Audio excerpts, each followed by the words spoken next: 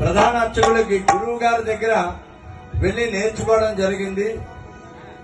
మన కమిటీ సభ్యులు గతంలో వారిని ఇక్కడి పంపించడం జరిగింది.